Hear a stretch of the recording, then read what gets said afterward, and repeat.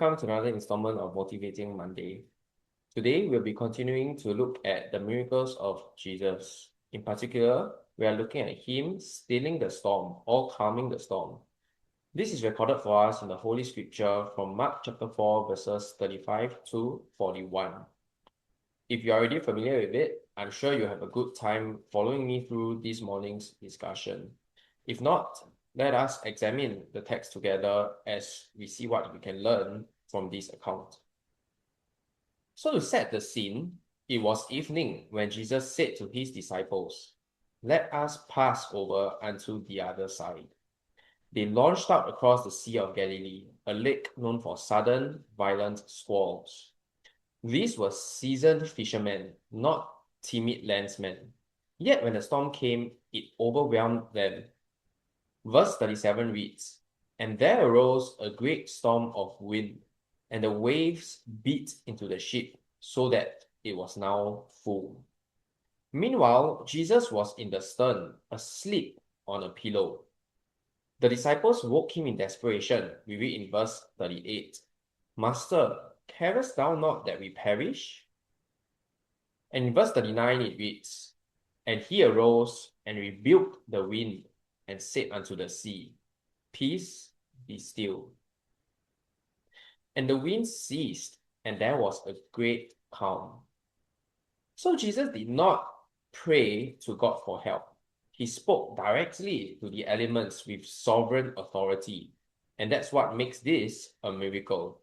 What sailors could not do in hours, he accomplished with 3 words. So the storm did not die down gradually. It stopped instantly. It stopped completely. And this is the power of the Son of God manifest in human flesh. And then in the subsequent 2 verses, verses 40 to 41, we read of the faith of the disciples examined in this boat. Verse 40 reads, "And he said unto them, Why are ye so fearful? How is it that ye have no faith?" Jesus did not rebuke the disciples for waking him. He rebuked their fear. Because fear, when it crowds out trust, is itself a form of faithlessness. They had the physical presence of Christ in the boat and still doubted his care. The question he asked them is one he still asks us today. And therefore their response reveals a profound truth for all of us. In verse 41, we read the response. "What manner of man is this, that even the wind and the sea obey him?"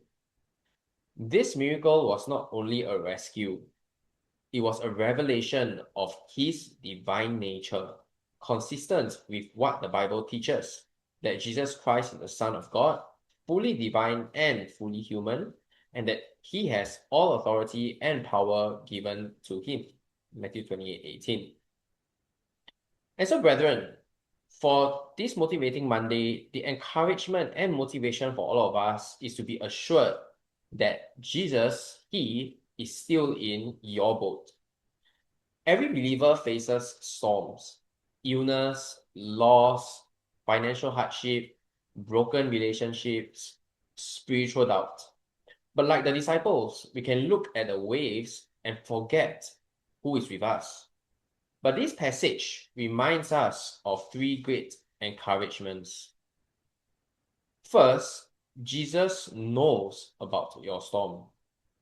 He was not absent, he was present, and he rose at precisely the right moment. So God's timing is not our timing. He knows about our storm. It may not be our timing, but it is never late. Next, Jesus has authority over your storm. The winds and the waves obeyed him. So whatever presses against your life is still subject to his word, and nothing is outside his sovereign power. Last but not least, the destination was never in doubt. When Jesus said, "Let us pass over unto the other side," and they did. When God sets a purpose, he has a plan for your life. No storm can fully sink it. And so to bring it all home, practically speaking, we have to check where our faith is anchored. The disciples had facts about Jesus, but insufficient trust in him. And therefore, head knowledge of scripture is not the same as heart level reliance.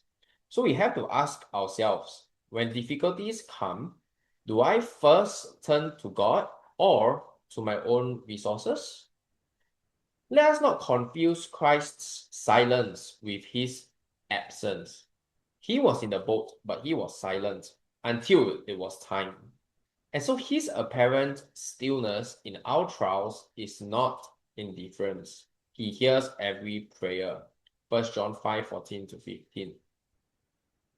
And so, brethren, let the storm drive us to him, not from him.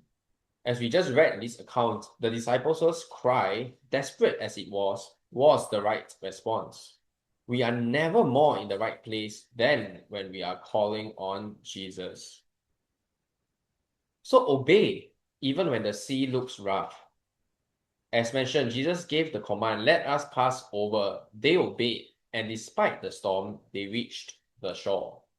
And so obedience to his word, even when circumstances are hard, leads us to where he intends.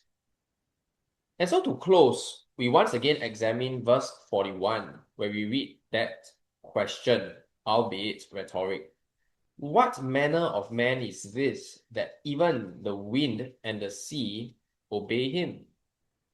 This is the Jesus we serve, not a distant philosophy, not a moral teacher only, but the living Lord who stands up in the storms of our lives and says, peace, be still. The same authority that calmed the Sea of Galilee is the authority by which he saves our souls and shepherds our lives. Trust him, obey him, and he will bring you to the other side. Thank you for tuning in for this installment of Motivating Monday.